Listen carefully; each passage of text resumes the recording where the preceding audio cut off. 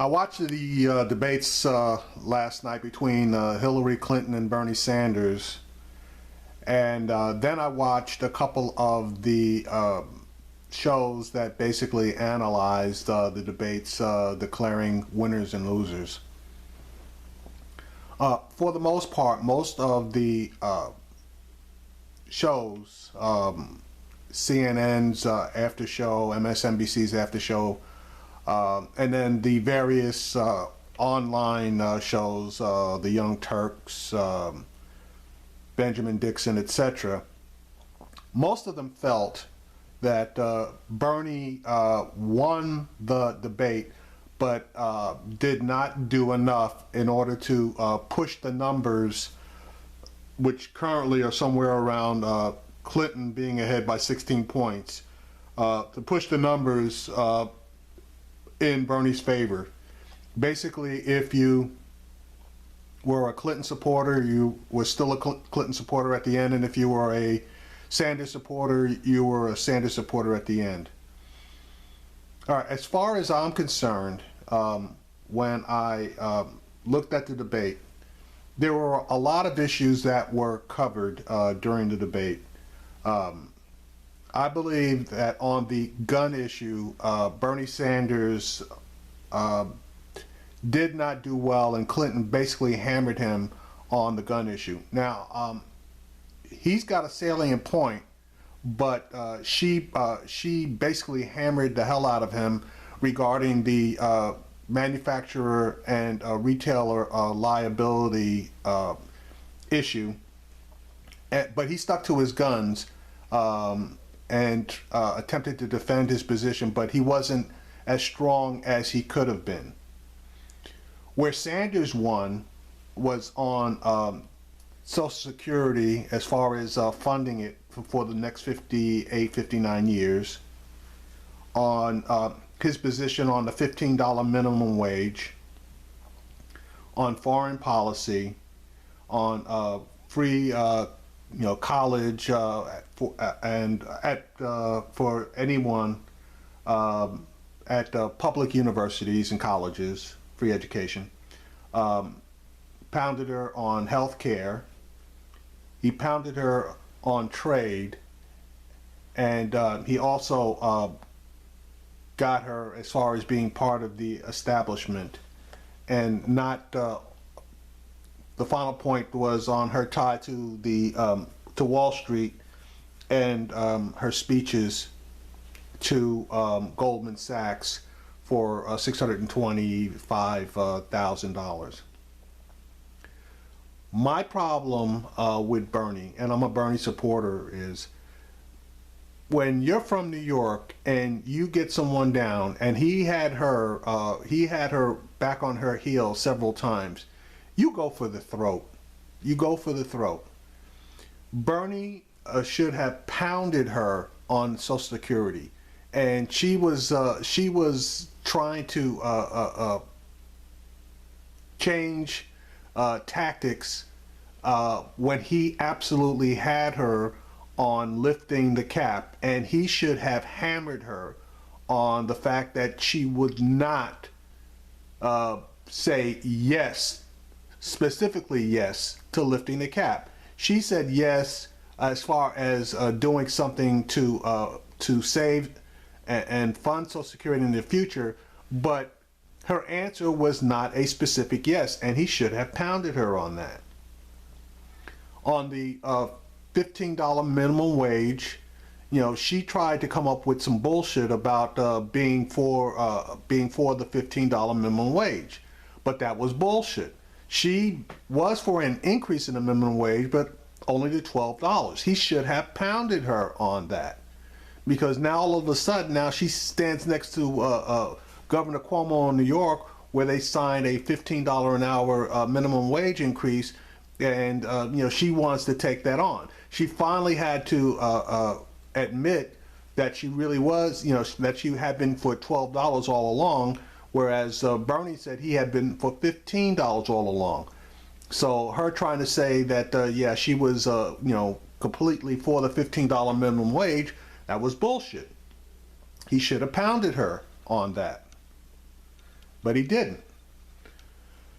One of the biggest areas where he killed her was on foreign policy, and her decision as far as regime change is concerned. The one question that he could have asked her had to do with Saddam Hussein and the various other dictators that were deposed in the Middle East.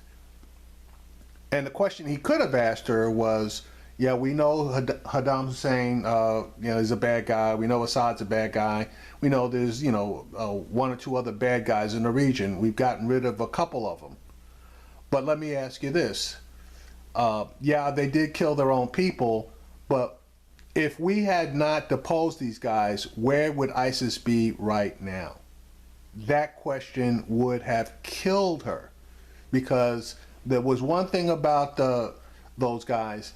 They made sure that they nailed all of these jihadists. They went after these guys, and those jihadists never even stuck their heads out of foxholes, because Saddam Hussein, for sure, he was one of the main guys. Anytime he came across those guys, they were basically dead. So we would not have had that problem if we had left him in power.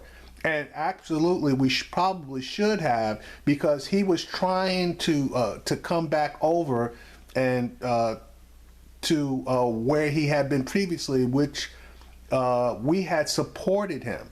So all he had to do was just kind of dial it back, and he would have been fine, and ISIS wouldn't have been here. And Bernie should have absolutely burned her on that. Now, as far as college and healthcare are concerned, Bernie's argument is a full-blown argument, and he's not pushing back hard enough on her on that, because as he indicated, all of the modern countries have free health care for their citizens, and they have a free college. So the thing is, why can't America do what all of the other top line countries do, i.e. Canada, Germany, France, and England? They all have these things. So if you're saying, that we're not as good as them, we got some real issues here. And her constant comeback is that President Obama was able to get us, Obamacare. Well, hell, if you go back and look, President Obama, yeah, he did get Obamacare, and Bernie's not saying get rid of Obamacare, but he says we need to get that expanded out to 100% of our citizens. She's talking about, yeah, getting it out to 100% of our citizens over time, somehow, some way. Now, as far as the paying for the college situation is concerned, Bernie has constantly said that he would tax Wall Street and get the money there in order to pay for free college for everyone who can actually get in. So as far as paying for it, she's saying that he has no way of paying for it. He said he has a way of paying for it. Now, as far as the trade agreements, Bernie's right, and he should have hammered on that. Every goddamn trade agreement that we've signed has done nothing but work against the American worker. We need to get rid of all these damn trade agreements, and if we're going to have trade agreements, negotiate them so that we have the advantage and not the major corporations that move all of their operations basically to China. Now rolling back on that foreign policy deal, when she was trying to defend herself, what did she end up doing? Now, all in this goddamn campaign, she's wrapped her arms around Obama, so tight that I was surprised that Michelle Obama hasn't come up and jack slapped her as close as she's been to Obama. But then, tonight, she comes up with this bullshit about, well, she came back with recommendations, but everything that was done, it's the president's decision. Well, hell, you were the one that recommended that he do what he did, and he followed your recommendation. So what kind of bullshit is that? If you were president, exactly what was done by Obama, you would have done the same thing, if not more. So, you want to grab onto Obama, but when it doesn't suit you, now you're trying to run away from him. That's a bunch of bullshit.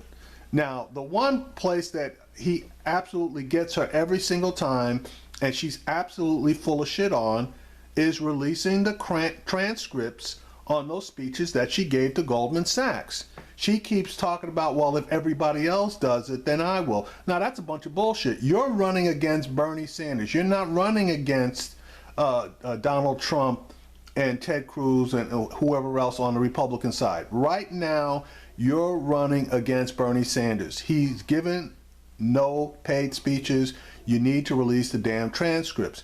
And in my opinion, there's got to be something in there, because you could have put this thing to bed a long time ago if you had just released those transcripts. Just like you're trying to hit Bernie on the tax returns.